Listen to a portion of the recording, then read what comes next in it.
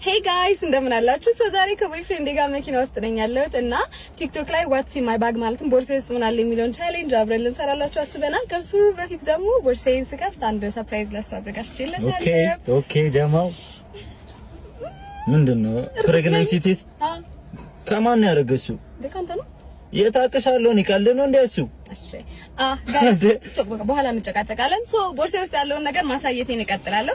በመጀመሪያ በየሰፈሩ መለጥፋቸው የናዝራዊ ፎቶዎች አሉ።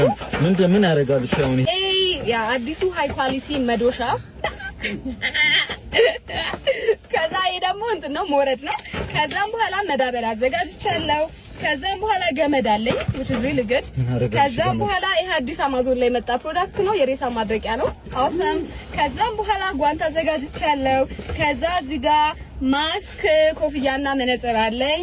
በስተመጨረሻ ደግሞ ቆንጆ የአፍ ፕላስተር አለኝ ማለት ነው። ወደድካ? እኔ እኮ ልጃችን እስኪወለድ ጓጓው ታውቂያለሽ። ቶሎ መውለድ አንችልም ልጅ የልጆቼ እናት እንደ በቃ እንጂ የልጅ ነው የምንጠብቀው።